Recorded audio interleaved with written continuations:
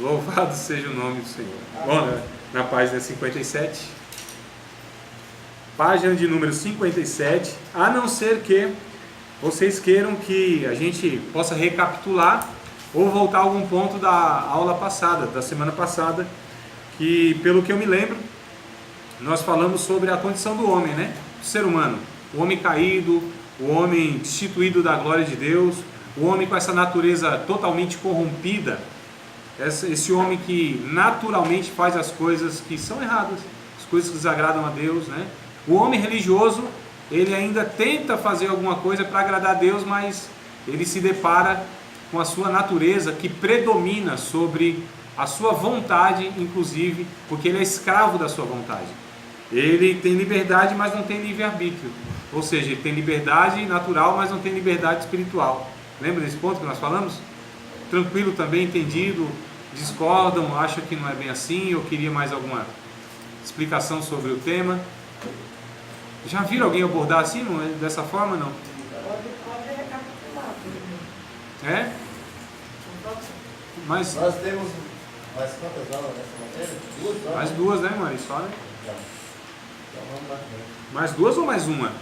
Mais um. Essa e a próxima Então essa, contando com essa, mais duas. Essa e a próxima. Isso, então temos só mais duas aí. Hoje, mais semana que vem. Mas que ponto assim especificamente que a irmã gostaria que eu recomeçasse? Pode seguir, pastor. Poxa, Pode seguir. tá bom, é a senhora que manda. A senhora mandou recapitular, eu ia recapitular. Mandou seguir, agora eu vou. Não, pode seguir, senão vai atrasar. Não, claro que não. A gente precisa estar compreendendo, tá tranquilo? Porque qualquer dúvida eu chamo o senhor. Tudo bem, sim senhora, a senhora que manda. Aqui. Manda quem pode. Não, né, mano? Não pode ser assim, né? Quem mandou faltar, né? Não, mas tá lá gravado. Não, mas eu tenho áudio. Ah, então, tudo bem. Então, só a irmã ouvir lá que com certeza vai. Qualquer dúvida eu chamo. Claro, vou estar à disposição. Também se não tiver filho, vou encher de cantação. 10 horas por dia, 5 dias na semana. Meu Deus, meia-noite. Capítulo de número 8. Página de número 57. Vamos reconciliar as primeiras partes aqui. Então vamos lá. Olha aí o velho homem surgindo, querendo já intriga, briga. Vamos lá, irmão. Página 57, então capítulo 8, o homem sobre 3 aspectos. O que eu quero então abordar na aula de hoje é sobre os 3 aspectos segundo a ótica bíblica, tá certo? Como a gente está falando na perspectiva da antropologia bíblica, então a gente vai ver como que a Bíblia aborda então esses 3 aspectos do ser humano, ou seja, o ser humano natural, o ser humano carnal e o ser humano espiritual. Então nós vamos ver biblicamente o que quer dizer aí esses 3 termos, né? Talvez não interesse muito para vocês, mas eu vou passar, é quase que uma obrigação minha como professor, falar dos termos técnicos, né? Ou seja, não é nem técnico, é os originais. Então lá no Novo Testamento, como é na língua grega, então vai estar lá, né? O homem chamado de psíquicos, que é o psique, aquele que é regido pela alma, né? Pela sua natureza. Esse é o homem natural.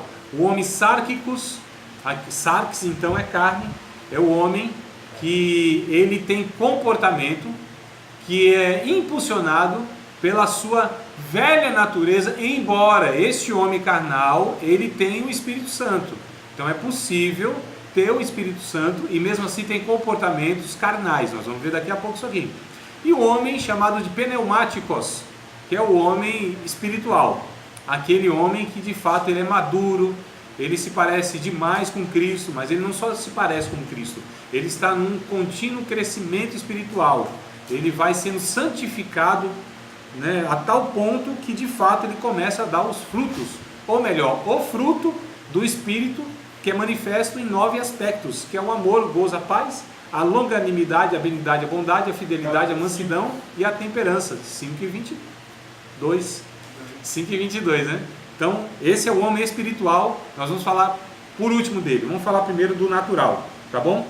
E a gente abre então o nosso texto de 1 Coríntios, capítulo de número 2, que aqui no caso terá aí pelo menos os 2 estão aqui, né?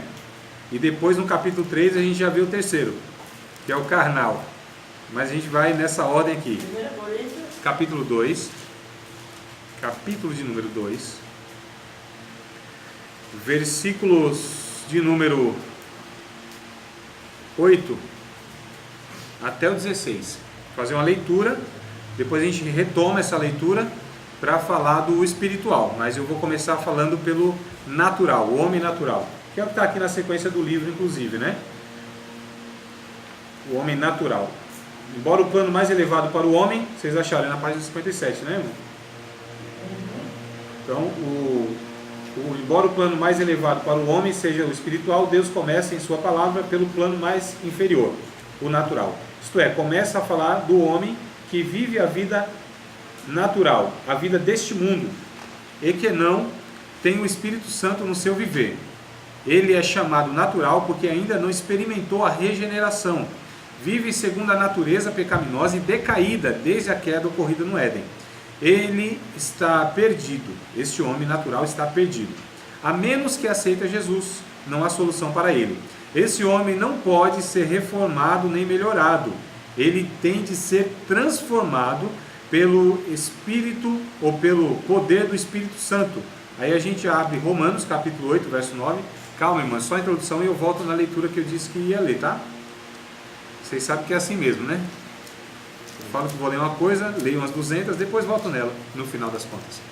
Então, capítulo 8, versículo de número 9 de Romanos, vai estar escrito: Vós, porém, não estáis na carne, mas no Espírito, se é que o Espírito de Deus habita em vós. Mas se alguém não tem o Espírito de Cristo, esse tal não é dele. Então, quem não tem o Espírito de Cristo não é dele, né? Quem não tem... Romanos 8 e 9, capítulo 8, verso 9. Quem não tem, quem não possui, quem não é habitação do Espírito de Cristo, o Espírito Santo, não é de Cristo. Ou seja, essa pessoa é chamado de o homem natural, né? Então Paulo vai falar muito, muito e muito mesmo desse aspecto no livro de Romanos. Falando no livro de Romanos, nós vamos ver o capítulo 7, que é uma página anterior aí da Bíblia, né? Romanos capítulo 7, verso de número 18. Só voltar um pouquinho do que nós lemos aqui. Porque eu sei que em mim, isto é, na minha carne, não habita bem algum, e com efeito, o querer está em mim, mas não consigo realizar o bem. Olha só, quando Paulo fala da minha carne, ou de carne, ele se refere ao velho homem, regido pela sua naturalidade.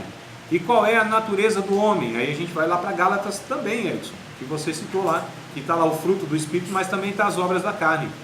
E a gente percebe que as obras da carne parece que elas são bem mais, né, irmão? As obras da carne assim nossa, quanta coisa, quanta prática que se tem, né? Quanta possibilidade de pecar.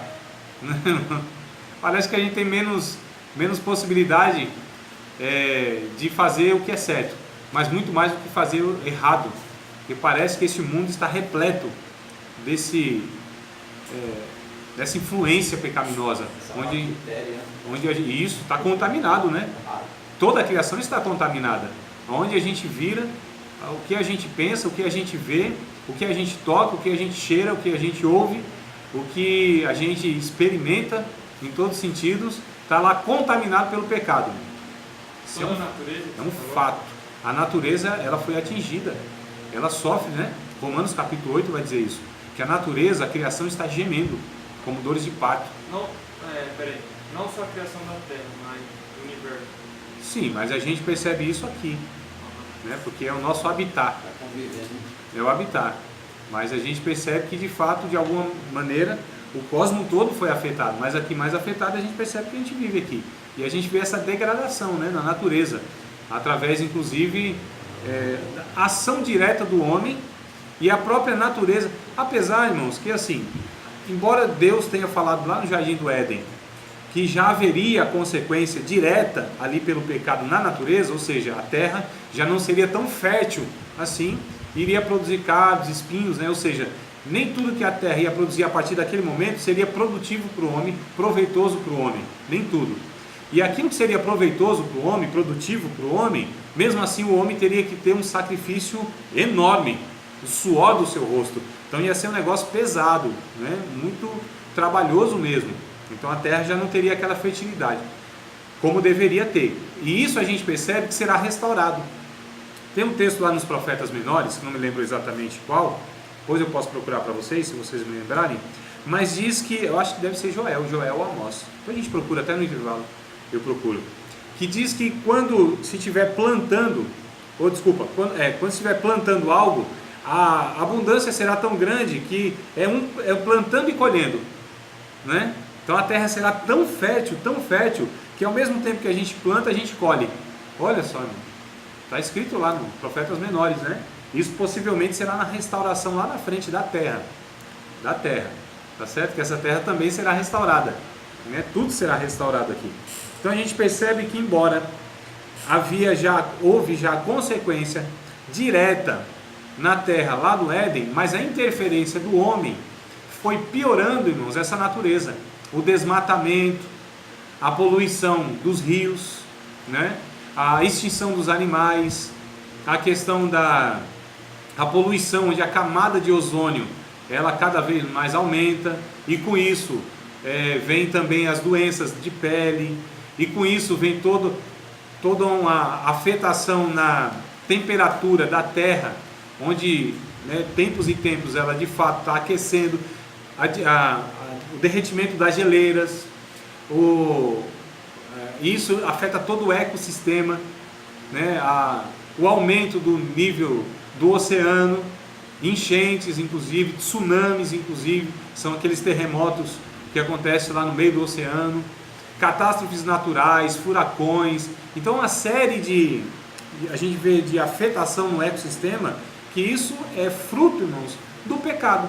Então o pecado afetou não só o ser humano, mas toda a criação. E o ser humano continua, pela sua vida pecaminosa, de destruir mais ainda. Então a ecologia é um tema bíblico, a ecologia é um tema para a igreja, e a ecologia é um dos temas desprezados, que para a gente não tem interesse nenhum, mas é bíblico.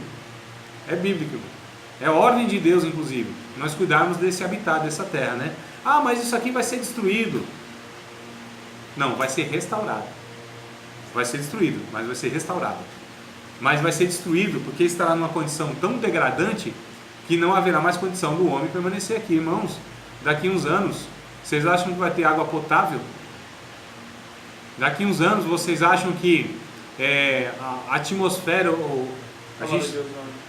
não, sim, isso aí no caso é a temperatura mesmo, né? Mas eu estou falando até do ar que a gente respira. Vocês acham que já está ruim hoje? Então as doenças que nós temos hoje, que derivam da poluição e tudo isso aí, a chuva ácida, isso também é uma evidência aí de que tem alguma coisa muito errada, né, na natureza. A camada de ozônio, superaquecimentos, as cânceres de pele. Sim, a tendência é sempre piorar, né? Sempre piorar, em todos os sentidos. Então a gente vai de mal a pior, não tem essa ideia de que as coisas vão melhorar. As coisas não vão melhorar coisa nenhuma. A Bíblia diz que... É verdade essa coisa que ecologia é coisa bíblica. Claro que porque a gente estaria, um exemplo, a gente estaria pensando no próximo, porque se a gente se matar, fazer tudo isso, a gente não estaria pensando nos próximos, que as novas gerações. Isso, não só no próximo, mas em nós mesmos. É a nossa casa, irmãos. Ecologia, a palavra eco quer dizer casa. É a nossa casa, é o habitat onde a gente está. E a gente destrói isso. Isso é o quê? Fruto do pecado do homem, né? Não cuidar da sua própria casa. Isso é um mandamento de Deus. Quando Deus cria o homem lá no jardim, diz para cuidar. Estamos contribuindo para a nossa própria destruição. Isso. Então, os seres humanos estão fazendo o quê? Estão destruindo o seu próprio habitat. Então a gente percebe que isso é um fruto da pecaminosidade humana. E aí Paulo vai dizer que esse homem, então, natural, é o homem que ele vive segundo os seus instintos, a sua alma, né? Vamos ler então o texto de 1 Coríntios, que foi o texto inicial que eu disse que a gente ia ler. Não lemos, mas a gente vai nele agora. Capítulo de número 2, verso 8, né, que eu falei? A qual nenhum dos príncipes deste mundo conheceu. Porque se a conhecessem, nunca crucificariam ao Senhor da glória. Está falando da sabedoria, né? Mas como está escrito, as coisas que o olho não viu, o ouvido não ouviu, e não subiram ao coração do homem, são as que Deus preparou para os que o amam. Mas Deus Deus nos revelou pelo seu Espírito, porque o Espírito penetra todas as coisas, ainda as profundezas de Deus. Porque qual dos homens sabe as coisas do homem, senão o Espírito do homem que nele está? Assim também ninguém sabe as coisas de Deus, senão o Espírito de Deus. Mas nós não recebemos o Espírito do mundo, mas o Espírito que provém de Deus, para que pudéssemos conhecer o que nos é dado gratuitamente por Deus, as quais também falamos não com palavras de sabedoria humana, mas com as que o Espírito Santo ensina, comparando as coisas espirituais com as espirituais. Ora, o verso 14, o homem natural não compreende as coisas do Espírito de Deus, porque lhes parecem loucura, e não pode entendê-las, não tem poder de entender, porque elas se discernem espiritualmente. Mas o que é espiritual discerne bem tudo, e ele de ninguém é discernido, porque quem conheceu a mente do Senhor para que possa instruí-lo? Mas nós temos a mente de Cristo. Então o verso 14, ele vai dizer que o homem natural não entende as coisas de Deus, não pode entender as coisas de Deus, não tem condição nenhuma de compreender as coisas de Deus, porque elas se discernem espiritualmente, porque é o Espírito Santo de Deus que revela, né, que ilumina esse homem regenerado. Como o homem natural não é regenerado, não tem o Espírito de Deus e não tem capacidade de conhecer a Deus, porque quem é o homem natural? É o homem perdido. O homem sem Cristo. Sim, é o homem perdido, é a condição do ser humano sem Deus, sem o Evangelho, sem a regeneração. Ele é perdido, ele não pode, ele não tem condição, nem se estudar muito, nem se entrar numa tradição religiosa bem forte, nem se disciplinar e viver uma vida piedosa por meio da religião, não tem condição de chegar a Deus, porque não somos nós que buscamos a Deus, não é o ser humano que tem condição por meio nenhum de se aproximar de Deus. Martinho Lutero, irmãos, ele teve essa angústia muito grande, e muitos homens de Deus tiveram essa angústia muito grande, de, embora fazer parte de uma religião, embora ser uma pessoa assim muito religiosa mesmo, que tinha ética, tinha moral, ia lá, fazia suas rezas, se abstinha lá, ia se abster, melhor dizendo, né? Ia se abster do que era pecado mesmo, mas eles viviam uma angústia interior, porque eles não tinham paz na alma, então eram pessoas perdidas. Paulo, no capítulo 7 de Romanos, ele vai descrever isso, o que esses homens de Deus enfrentaram, o que Martinho Lutero enfrentou, que ele disse, eu sou miserável, eu sou um perdido. E Martinho Lutero já era um padre, irmão. Olha só. Que era no Savonarola Também, também. muitos homens de Deus, muitos. Irmãos, na verdade, o ser humano que não chega na convicção que ele é um miserável, que ele precisa de Deus, ele não vai ser salvo nunca.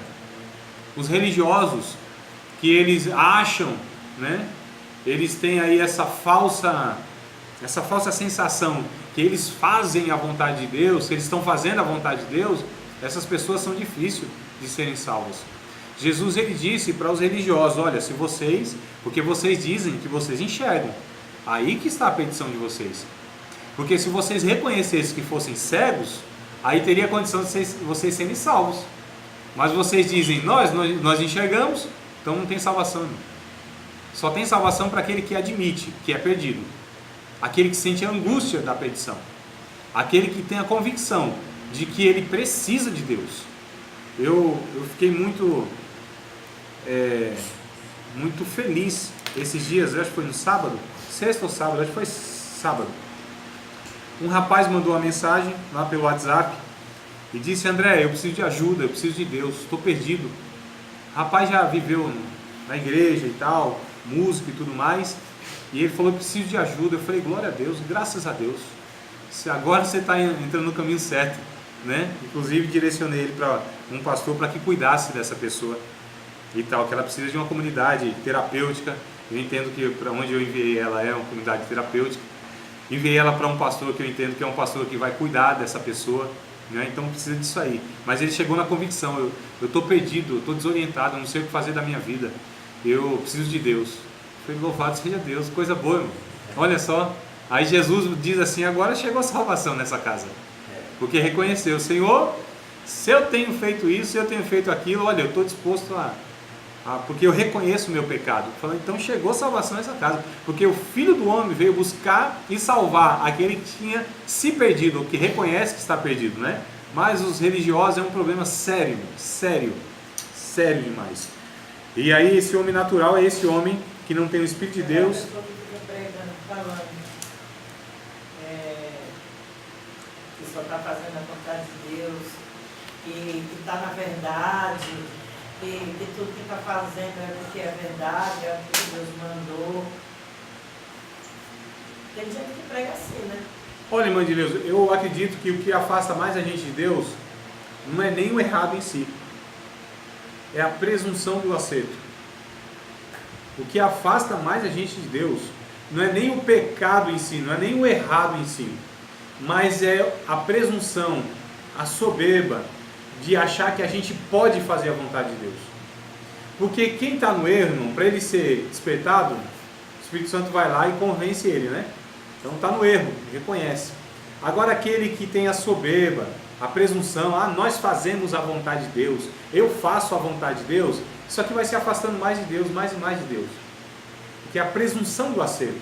Quando a gente acha que pode, que tem capacidade, tem condição de fazer a vontade de Deus, aqui está a nossa presunção de achar que a gente pode. Eu não posso fazer a vontade de Deus. Eu, em mim, André, não tenho condição nenhuma de fazer a vontade de Deus. A não ser que o Espírito Santo, a graça de Deus agindo na minha vida, me fará fazer a vontade de Deus. E quando eu faço a vontade de Deus, eu sei que não é mérito meu. E sei que foi fruto da ação do Espírito Santo na minha vida. Vocês estão compreendendo que isso tem uma grande diferença, irmãos? Quando a gente começa a pensar, não, a nossa igreja sim, a gente prega a verdade, a gente tem isso, é um perigo muito grande. Porque a gente começa a achar que não, a gente faz a vontade de Deus, eu faço a vontade de Deus, eu estou no centro da vontade de Deus. A gente ouve pessoas dizendo assim. Eu já ouvi muita pregação assim. Que página? Que página? Da vontade de Deus, falando assim que as igrejas fazem essa coisa de eu prego a palavra de Deus. Isso, pessoas que, ou igrejas, ou pregadores, ou pastores, ou ensinadores que acham que sempre estão pregando, sempre estão vivendo, sempre estão de acordo com a palavra de Deus. Não, amados. Nós sempre estaremos pelo Espírito Santo, sendo santificados. Isso quer dizer o quê? Que sempre estaremos sendo resgatados por Deus. A santificação é um processo contínuo que nunca se acabará nessa vida. Que processo é esse? Onde nós estamos sendo resgatados por Deus todos os dias. Todos os dias. Porque a minha velha natureza, ela é corrupta. Ela se deteriora. Eu sou corrupto por natureza. Se eu não tomar cuidado e não estiver diariamente na presença de Deus, buscando a presença de Deus, vivendo através dos recursos que Deus disponibiliza para me manter salvo, que a gente chama de meios da graça, né? Que a gente vai chegar aqui ainda, calma. Eu queria voltar para o homem natural. Eu só estou colocando que o homem natural não tem condição nenhuma. O homem natural não pode fazer a vontade de Deus. Só pode fazer a vontade de Deus aquele a quem o Espírito Santo não só regenerou, isso não basta, mas o Espírito Santo continua trabalhando em sua vida no processo de santificação. Porque a gente vai perceber aqui no homem carnal, carnal, né? Que o Espírito Santo até o alcançou e o regenerou. Mas é um homem que não dá, a gente usa isso muito no meio pentecostal, não dá lugar ao Espírito Santo, né? Não dá lugar ao Espírito Santo para que o Espírito Santo transforme a sua vida. Houve uma mudança na vida dele. Houve uma mudança, mas não houve uma continuidade. A mudança em si, a mudança só, melhor dizendo, não basta, Erickson. A mudança, o encontro, a experiência do novo nascimento não basta. Não basta. Paulo vai dizer em várias cartas que ele escreveu no Novo Testamento, ele vai dizer e vai exortar aos cristãos a desenvolver a sua fé, a continuar perseverando na fé, na oração, a tendo uma vida de vigilância, a olhar por si mesmo, a cuidar de si mesmo, a tomar cuidado com as heresias. Então Paulo vai ensinar que existe uma vigilância contínua, uma vida de policiamento, uma vida onde eu tenho que me examinar continuamente, examinar a si mesmo, foi o que disse ele na ocasião da ceia. Olha só como que chega uma condição de cristãos, irmãos, que são usados pelo Espírito Santo através dos dons carismáticos, ter uma vida egoísta, ter uma vida que não se importa com os outros, ter uma vida que muitas vezes vive em práticas pecaminosas, que nem muitas vezes nos não cristãos não se vê, que era o caso lá da igreja de Corinto. E aí Paulo, e a ceia, a forma, o sentimento, o comportamento que eles realizavam na ceia, a gente está falando da expressão máxima que seria a comunhão dos santos. E era uma reunião para quê? O que Paulo disse? Para pior. Eles estavam se reunindo para a sua própria perdição. Então era uma reunião que estava levando eles para o buraco, irmão, cada vez mais. Era uma reunião que denunciava, na verdade, que eles eram homens pecadores, indignos de participar daquele ato, porque eles viviam como não cristãos. Vocês percebem? Então a questão não é só eu tive a experiência do novo nascimento. Isso não quer dizer muita coisa se eu não continuo vivendo uma vida na presença de Deus. Se eu não continuo levando a minha cruz. Se eu não continuo seguindo a Cristo. Não é só a questão do renunciar a si mesmo. Jesus diz: quem quer me seguir, renuncie a si mesmo. Tome a cada dia a sua cruz. Essa palavra aqui é a chave, a cada dia a sua cruz. Só Lucas escreve isso. Marcos e Mateus têm o mesmo texto, mas não traz a cada dia a sua cruz. Só a sua cruz. Mas o Lucas, no capítulo 9, do Evangelho de Lucas, verso 23, vai trazer esse detalhe, a cada dia. Isso aqui é um detalhe muito importante, porque vai falar da importância de uma vida diária com Deus, irmão. Tá certo? Uma vida diária, esse negócio, cuidado. Salvo uma vez, salvo para sempre. Cuidado com esse negócio. Há uma manutenção que se faz na salvação, não é? Não é que a salvação não é eficaz, é nós que somos corruptos. O problema está na gente, não está em Deus, não está na ação do Espírito Santo, não está no Evangelho, não está no poder resgatador do sangue de Jesus, está em nós, irmãos, que somos essas pessoas tendenciosas a se afastar de Deus, mesmo nós que fomos alcançados. Quantas pessoas começaram bem e acabaram mal a vida cristã? Quantas pessoas começaram sinceros, seu coração aliás, não é que foi corrompido, é corrompido, só que ele alimentou tanto esse desejo carnal que passou a viver uma vida, embora na igreja, que não quer dizer muita coisa, né? Aqui que está o problema, aí que está o problema. Mas isso aqui, na verdade, eu estou entrando no homem carnal, que eu não queria ainda entrar. Deixa eu especificar o homem natural. O homem natural, então, embora seja religioso, mas ele não tem condição. O homem natural é incapaz de conhecer Deus, é incapaz de saber alguma coisa de Deus, é incapaz de servir a Deus de fato, porque só serve a Deus de fato aquele que serve através do sacrifício de Cristo. Você pode fazer obra boa, de caridade, ajudar a gente, pode ser assim uma Madre Teresa de Calcutá, pode ser quem for, mas se o serviço não é baseado no sacrifício de Cristo, no sangue de Cristo, não tem validade diante de Deus, irmãos. O sacrifício de Cristo. Sabe o que é a obra de Deus mesmo? Vamos ler o texto de João, Evangelho de João. A obra, o que é fazer a obra de Deus? Bom, a obra de Deus, ela precisa partir de um início. João, Capítulo de número 7 de João. Capítulo de número 7. Quando eu falar 7, entenda 6, tá? Capítulo 6 de João. Capítulo 6 de João. capítulo 6. Isso. Versículo 10. Não adivinha não, varão. É o 28 e 29.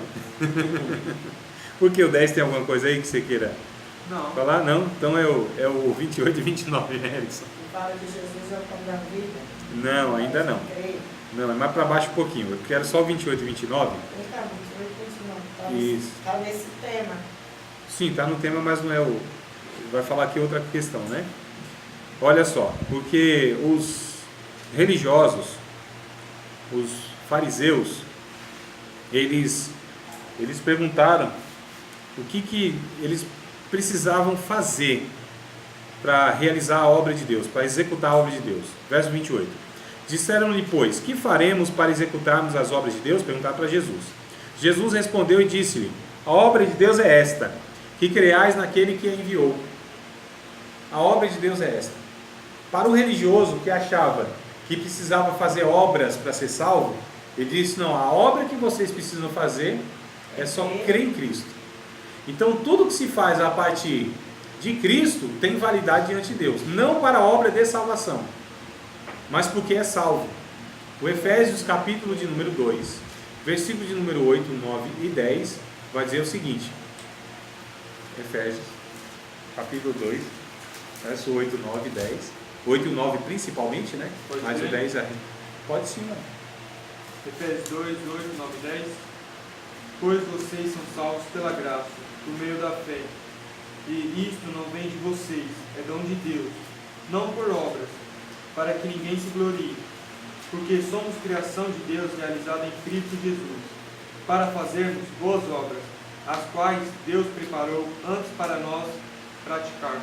Então olha só, nós não somos salvos pelas obras, é pela graça, por meio da fé. Essas coisas não vêm da gente, não vêm pelas obras, para que ninguém se glorie, não é? Só que o verso 10 vai dizer que Deus criou as boas obras para que a gente, já salvo, andasse nela. Então as obras foram preparadas de antemão por Deus, para que nós, salvos, já andássemos nela. Então a obra de Deus para o salvo é uma consequência e uma naturalidade, não é? Então as obras não têm poder para salvar ninguém, não tem como. Eu posso fazer o que for, inclusive dar a minha própria vida como um martírio, como um mártir, dar a minha própria vida como um sacrifício, não vai adiantar nada. Isso não pode me salvar. Agora, quando eu creio no sacrifício de Cristo, quando eu me baseio no sacrifício de Cristo, quando eu acredito e aceito pela fé que o sacrifício de Jesus é suficiente para me salvar, para nos salvar, aí sim, tudo o que eu fizer é baseado nisso. Isso é o alicerce, irmãos. O 1 Coríntios capítulo 3, verso 11, o Paulo ele vai dizer, olha, nós como sábio arquiteto, nós colocamos um fundamento, que não pode ser outro, e esse fundamento é Jesus. O fundamento da nossa fé, da vida cristã, da vida do ser humano que quer servir a Deus é Cristo. Ele é o fundamento, não se pode por outro. Esse é o fundamento. Então, construindo em cima deste fundamento, está tudo certo. Quer dizer, depende, né? Depende do material, né, Mori? E não é porque o alicerce é bom, também o material é qualquer um, né, mano?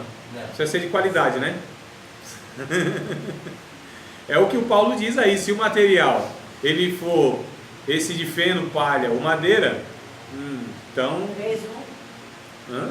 3, 11. O 11 é o que vai dizer do alicerce, que Jesus é o alicerce, ele é esse fundamento. Aí Paulo vai continuar falando que ainda que a gente construa em cima desse alicerce, mas dependendo do material que usar, não tem fruto como um galardão, ou não tem recompensa, melhor dizendo, como um galardão. Porque não é também que eu estou construindo em cima da obra de Cristo, não é que eu vou ter recompensa. Mas eu não tendo recompensa não influi na minha salvação. Porque não é pelas obras que seremos salvos e não é pelas obras que nós seremos condenados. Nós seremos salvos por crer em Cristo e não seremos salvos por não crer em Cristo. Então o que vai determinar a nossa salvação, a nossa perdição é Cristo. Então o mérito está em Cristo. Quem crê em Cristo é salvo, quem não crê não é salvo. Ponto final, é simples assim. Agora esse crer e não crer vai implicar numa vida a partir disso, né? Então eu creio em Cristo, mas vivo uma vida toda torta? Não, então tem uma coisa muito errada nisso aí. O crer em Cristo, crer, é porque o problema nosso mesmo, brasileiro, do nosso tempo, é que a gente tem a crença, o crer, como algo que a gente sente ou pensa, né? É um pensamento. Então eu creio intelectualmente, ou eu creio no sentimento. Não, a Bíblia não trata crer como pensar, irmãos. Isso é, na verdade, um fruto do pensamento grego, filosófico, que vai tratar pensamento como intelecto, a crença, o crer como intelecto. A Bíblia vai dizer como crer é a mesma coisa que aquilo que é reproduzido na vida. Então se eu creio, eu vivo desse jeito. Se eu não creio, não vivo. É lógico, né? 1 João fala isso, né? 1 João capítulo 1, versículo 4, aquele que diz, eu conheço, mas não obedece seus mandamentos, é mentiroso, e é verdade que não está nele. Exatamente, porque o crer na Bíblia não é o pensamento, é o viver, é a vida. Como que eu demonstro que eu creio? Fazendo as obras. Ah, mas eu creio. Não, mas não faço? Aí Tiago vai dizer, não. Então essas obras são mortas. Essas obras são, essas obras não. Essa crença, essa fé, ela é morta. É uma fé demoníaca. É uma fé de demônios. Que também acreditam no intelecto, que também têm a experiência de Deus, no sentido de conhecer Deus no intelecto, na experiência, mas a vida não demonstra isso.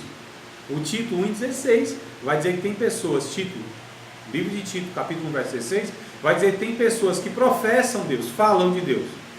Professam, eu creio em Deus, eu amo Deus, eu adoro Deus, mas as suas obras, irmãos, não tem nada a ver. O seu coração nega totalmente, né? O Mateus capítulo 15, verso 8, nas palavras de Jesus, Jesus disse, esse povo me honra com seus lábios, mas o desejo, o sentimento, o coração está longe de mim. Então há essa realidade. Então, as pessoas, um exemplo que você estava falando, então é que nem Hebreus 4, 6 fala que as pessoas iluminadas, pode-se considerar elas ou não? 6 e 4. 6 e 4. Considerar o quê? Você estava falando, essas pessoas aí, então, são consideradas... Não, lá nesse texto, Edson, de 6 e 4 de Hebreus, vai estar falando de pessoas que já experimentaram a fé e se desviaram, né? A gente está falando de outro caso aqui.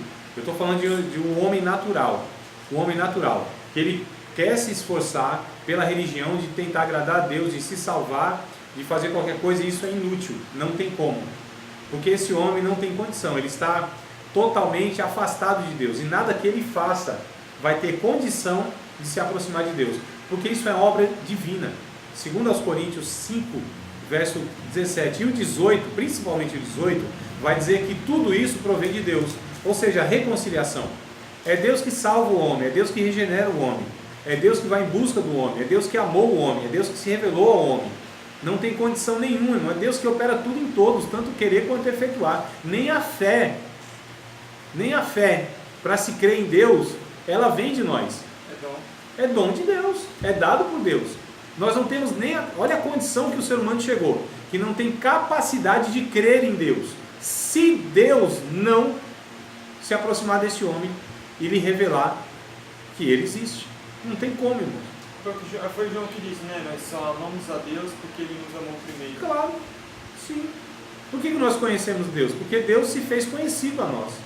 Por que nós amamos Deus? Porque Deus nos amou primeiro. Nós não amamos Deus, na verdade. Né? A gente não foi buscar Deus. A gente não foi procurar Deus. Pelo contrário, nós estávamos sempre fugindo de Deus, com medo de Deus. Eu estou falando, por exemplo, lá do Adão depois de pecar.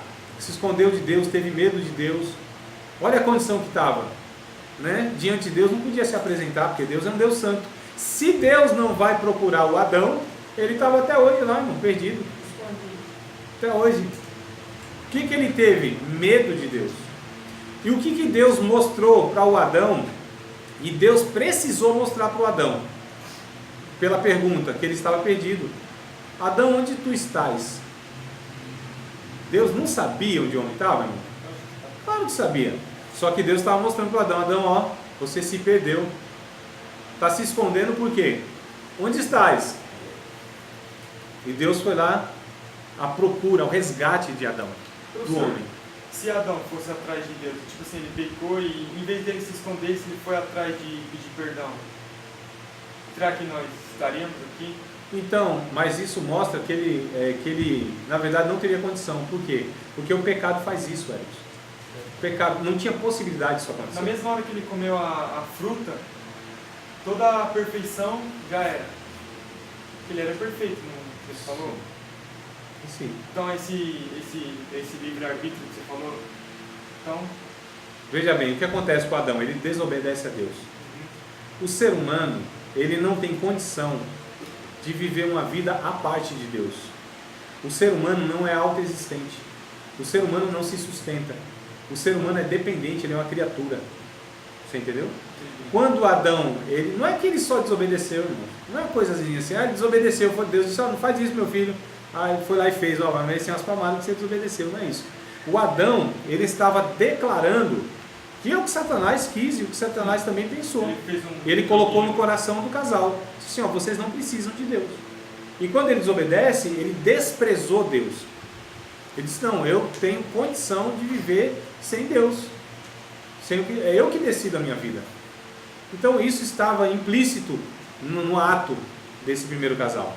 Não estava na boca deles, mas estava na atitude deles. Então isso é impossível. Um ser humano que quer viver a parte de Deus é impossível, porque é Deus que é sustentador do ser humano. E falou para Eva que ele ia ser igual a Deus, que ela ia ser igual a Deus, né? Conhecendo bem e mal. Exato, quer dizer, ser suficiente. O problema hoje é que o homem natural, ele acha que pode viver sem Deus. Esse é o maior problema. E pela religião eles acham que pode agradar a Deus, fazendo uma coisa ou outra. Uma vez, acho que foi você que falou que a religião só molda a pessoa. Aí Cristo vem e transforma. A religião reforma a pessoa. Molda. Informa a pessoa. Dá uma melhoradinha, né? Melhora o cara. Não melhora não? Dá uma disciplina. Dá um tapa, né? Dá uma garibada, né?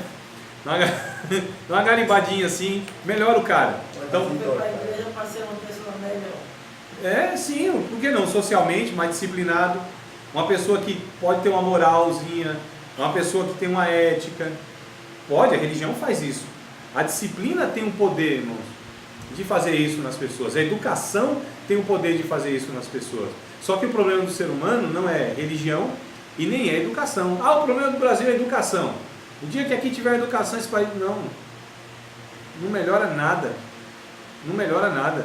Porque parece que na história recente, a gente teve assim um povo que era assim, os mais intelectualmente capacitados, os mais educados, tudo mestre, tudo os caras cientistas, e foi o que produziu a Alemanha, nazistas, homens assim horrorosos, a Europa em si, não é?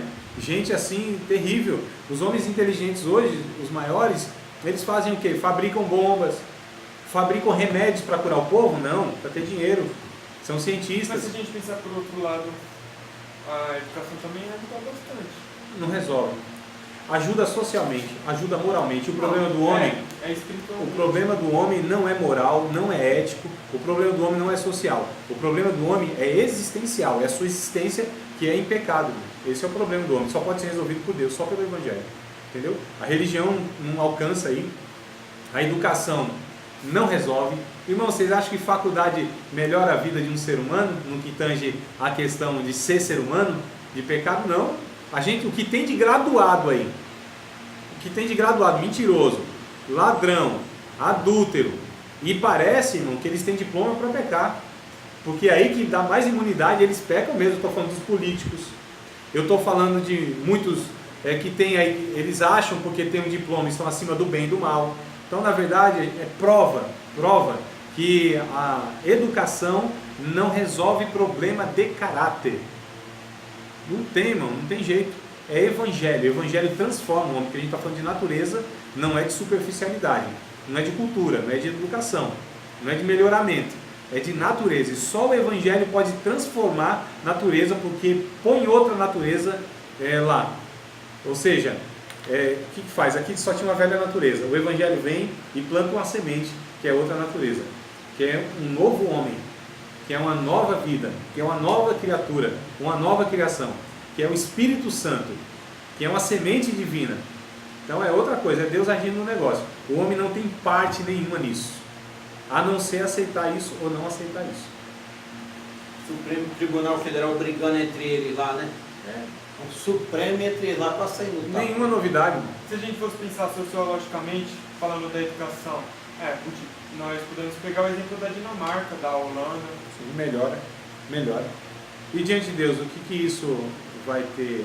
Não, diante de Deus, nada. E o que a gente está falando? O problema do ser humano. Qual é o problema do ser humano? Não é educação. Porque assim, ele pode ir bem educado, ele pode ir bonitinho, ele pode ir com um monte de obra boa, mas para a eternidade sem Deus condenado. Então não é problema de educação. Agora não é por isso que a gente também não vai militar com essa questão, porque faz parte da igreja militante, está resgatando a cultura, promovendo a justiça, faz parte. Mas não é nisso que a gente está entrando agora. O que a gente está falando é que o ser humano sem Deus, o ser humano natural, ele não tem condição de se aproximar de Deus. Não tem, ele não entende, não tem jeito. Você pegar um ser humano natural e falar a ele a respeito das verdades de Deus, vai ser letra para ele.